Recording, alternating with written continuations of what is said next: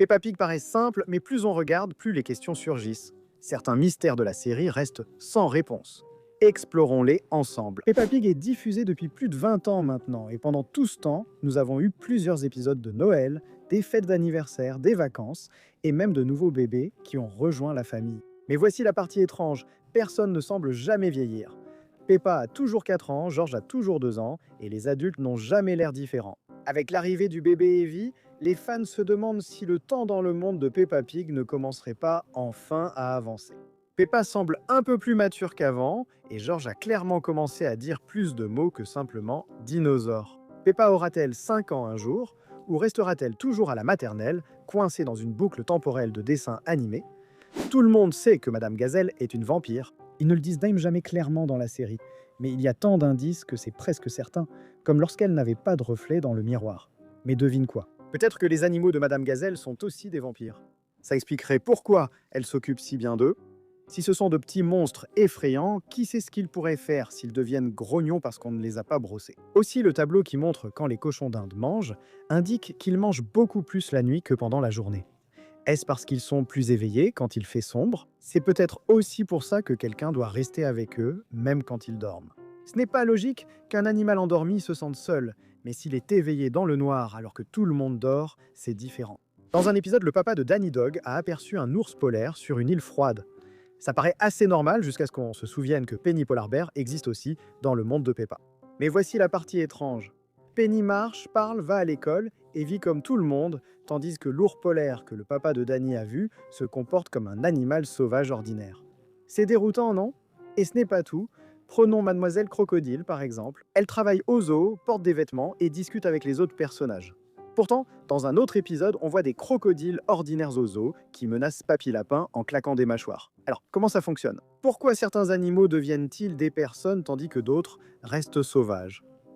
Dans l'univers de Peppa, on peut se demander si certaines espèces se sont adaptées à la vie humaine. Plus de chasse ni de luttes alimentaires, seulement école, terrain de jeu et emploi. Les lions n'attrapent plus les gazelles, les ours polaires plus les phoques. Mais alors, Penny l'ours polaire a-t-elle une cousine qui vit encore en Arctique comme un ours polaire? Et qu'en est-il de Peppa? Se pourrait-il qu'elle ait des parents éloignés qui sont des sangliers sauvages errant dans la forêt? Dans Peppa Pig, on entend toujours que Papy Pig était marin. Mais devinez quoi? Plusieurs indices laissent penser qu'il ment, comme le fait qu'il aurait été pirate jeune. Vraiment? On se demande s'il dit la vérité sur ses aventures. Il a aussi un perroquet nommé Polly. Les perroquets sont cool et les pirates aimaient les avoir comme animaux de compagnie. Étrange, non? Et écoute ça. Dans un des épisodes, mon Papa Pig donne à George un chapeau de pirate. Pourquoi un marin aurait-il un chapeau de pirate? Les marins et les pirates ne s'aiment pas. Peut-être que tu penses que Grand-Père Pig a battu un pirate et a gardé le chapeau. Pourquoi alors laisser George le porter? Autre chose amusante. Grand-Père Pig a un drapeau de pirate avec une tête de mort sur son bateau, comme les pirates. Même pour s'amuser, ne devrait-il pas dire à Peppa et George de jouer aux marins? Peppa et Suzy sont-elles vraiment meilleures amies? Nous savons que parfois Peppa et Suzy se disputent, parce que Peppa peut être autoritaire et pas très gentille, comme quand elle parle sans arrêt et que ça énerve Suzy. Et leur plus grosse dispute a eu lieu quand Peppa a accusé Suzy de tricher après avoir perdu contre elle à un jeu de cartes. Mais un jour, Suzy a décidé de jouer un tour à Peppa. Elle a inventé Léo le lion pour être méchante avec Peppa et prétendre que c'était lui. Suzy est venue chez Peppa pour jouer et a parlé de son nouvel ami invisible et imaginaire. Peppa voulait être une bonne amie, alors elle a prétendu voir Léo.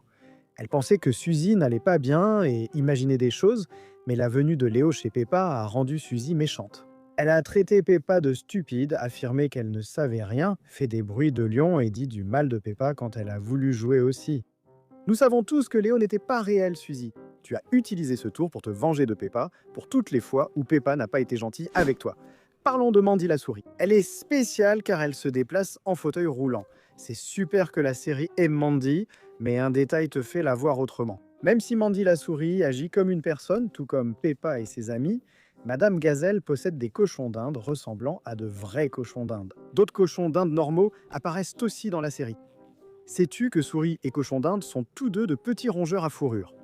Alors, pourquoi les souris se comportent-elles comme des humains, mais pas les cochons d'Inde? Peut-être que dans Peppa Pig, la plupart des souris sont des animaux normaux, et que Mandy est une exception, mais elle n'a peut-être pas toujours été ainsi. Ce détail amusant, ajouté à son fauteuil roulant, te fait te demander si Mandy était une souris ordinaire. Parfois, les scientifiques utilisent des souris pour des expériences. Peut-être qu'il est arrivé quelque chose à Mandy qui l'a fait changer et agir comme une personne, mais cela l'a aussi rendu incapable de marcher. Qui aurait cru que Mandy aurait une histoire si surprenante? Dans le monde de Peppa, quand quelqu'un va mal, qui appelle-t-on? Eh bien, parfois c'est Dr Ours, le sympathique médecin de famille. Il ausculte ses patients, prend la température et donne des conseils médicaux. Mais attendez une seconde. Que se passe-t-il quand Goldie le poisson ou Polly le perroquet ne se sent pas bien? Ils appellent le vétérinaire, Dr Hamster pour être précis. Maintenant, à première vue, cela semble normal, non? Les animaux tombent malades et consultent un médecin, puis d'autres aussi, nécessitant un autre médecin. Mais dans le monde de Peppa, tout le monde est un animal. Alors pourquoi faire cette distinction? Pourquoi le docteur Ours n'est-il pas le médecin de tous les animaux? Y a-t-il une structure sociale tacite? Existe-t-il des écoles de médecine différentes selon les espèces? Tant de questions se posent. Le docteur Ours est-il spécialisé dans la physiologie des cochons? A-t-il une connaissance approfondie des blessures liées aux flaques de boue? Et qu'en est-il du docteur Hamster? Ses compétences se limitent-elles aux mammifères non humains ou soignent-elles aussi les oiseaux, les reptiles et même les insectes dans l'univers de Peppa? Nous voyons une grande diversité d'espèces animales dans le monde de Peppa, toutes coexistant et communiquant.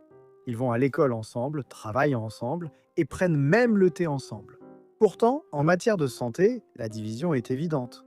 Cela suggère un certain niveau de stratification biologique, ou peut-être même sociale, que la série n'a jamais explicitement mentionné. Se pourrait-il que les créateurs reflètent subtilement la spécialisation médicale du monde réel? Comme il existe des pédiatres, cardiologues ou neurologues, peut-être que dans l'univers de Peppa, Dr Ours Brun traite les maladies courantes des mammifères terrestres les plus répandues, tandis que Dr Hamster a une expertise plus large sur divers animaux. Ou existe-t-il une explication plus troublante? Les différentes espèces ont-elles des physiologies si distinctes qu'elles requièrent des connaissances médicales totalement différentes? Réfléchissez-y. On ne voit jamais le docteur Ours soigner un poisson, ni le docteur Hamster faire les vaccins de Peppa.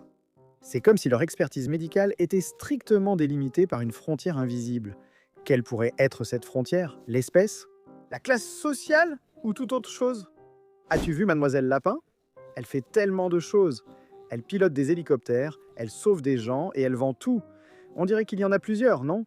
Comme si elle pouvait se dupliquer. Mais devine quoi? Ce n'est pas ça.